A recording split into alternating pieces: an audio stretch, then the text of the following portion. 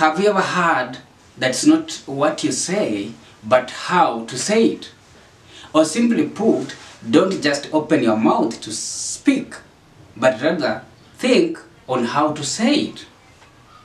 This brings us to a very important skill in life called communication skills. Welcome, this is Linky Media. Many of us find it easy to pass a message. You always convince yourself that so long as you have said it, then your audience has received it rightly. Have you ever cared to ask yourself this simple question, that has my audience understood what I've just uttered? So, what is communication? And by the way, what is effective communication? These are very important questions to ask ourselves, or to ask yourself. Communication is simply the passage of information. This means you don't care whether the audience has received it rightly or wrongly.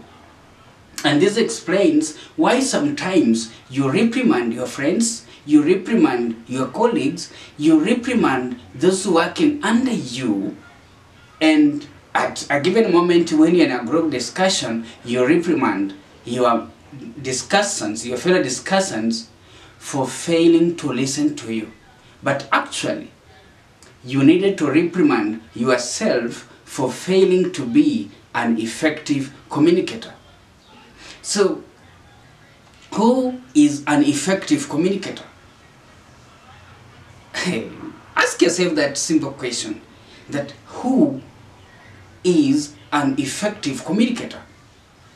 To help you understand it, effective communicator is that person who critically encodes the message or puts the content into an appropriate format so that the audience can receive while understanding and giving it an appropriate interpretation, so that that feedback that has to come back to you is indeed suitable, is appropriate, is what you anticipated.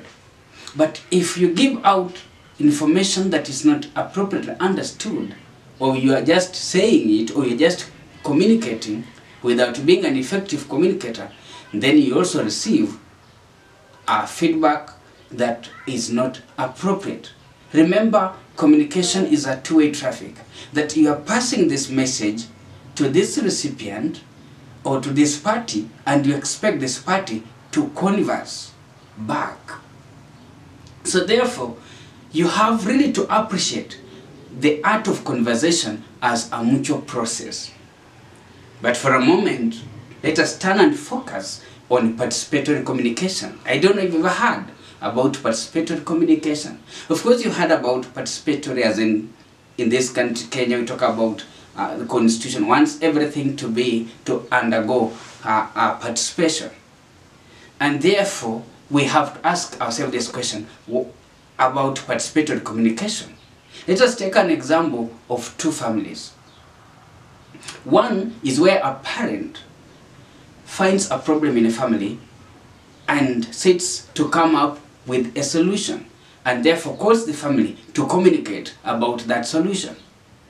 In essence, the feedback here will be rebellious. The children find that then this is not our problem, it is actually his problem. So should we really have to participate in doing anything about it? They have to be rebellious. And at a given time, you'll find that children have to develop low self-esteem. Look at whatever family, whether it's an institution where you're working, that's a family. You can also look at, you can think around and see that, oh, even the people you sit around with, they're also family. So people can be rebellious. They can develop low esteem. In that real essence of a family, children can invent so many routes, so that even when you're coming in as a parent through the main gate, they can leave that compound using the many avenues that they have invented. Secondly, let us look at this other family, whereby, yes, there is a problem, but a parent does not come up with a solution to communicate to its family members, but rather calls the family members so that they can be able to look at this problem together and suggest possible solutions. In this second option, what can be an outcome is that there shall be enhanced family love, in that high self-esteem will be developed, and even to the extent that children will be able to empathize and sympathize when there are such circumstances. And good enough is that people or children or members of this family will not be aggressive but rather assertive. So what I mean is that emotions here have to play a great role. They have to impact positively as they create harmonious understanding as well as the essence of ownership, that the problem and the suggestion given is actually owned by every family member. Fundamentally, participatory communication builds a society of individuals, as I've said, that are not aggressive but rather assertive. So what is participatory communication? Can you pause for a minute and ask yourself that question, and using the two examples I've given, try to define it.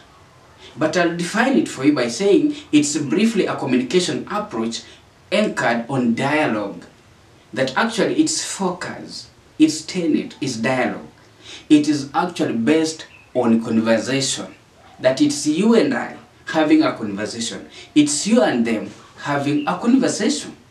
And Paulo Freire, who is a Brazilian scholar, says in the Pedagogy of the Oppressed that participatory communication is very key by providing that dialogue, and that this becomes the sure way of liberating the marginalized and or the oppressed. This is to mean that projects, whether they are funded by governments, whether they are funded by non-governmental organizations, whether they are funded by individuals, or combined and funded by the three as aforementioned, they need participatory communication so that communities can be able to own up these projects from the very initiating point. That projects can actually fail because people are not engaged. There's no participatory communication. There's no dialogue. There's no that mutual conversation, so that everyone has to feel being part of the very project that are being initiated.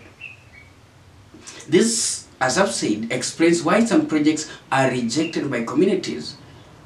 It is therefore important to engage the very people in our communication process to have the sense of ownership than pushing the projects just down their throats. With that, aren't you happy that you have learned something today? This is Link Media, and it's my belief and a request that you subscribe to this channel if you haven't. And if you have done so, I expect that you comment so that I can also have that feedback. Remember, this feedback will help me to understand as to whether I'm an effective communicator or I'm just a communicator. And so doing, you'll be enhancing my communication skills. Thank you. This is Mlunda Slingi.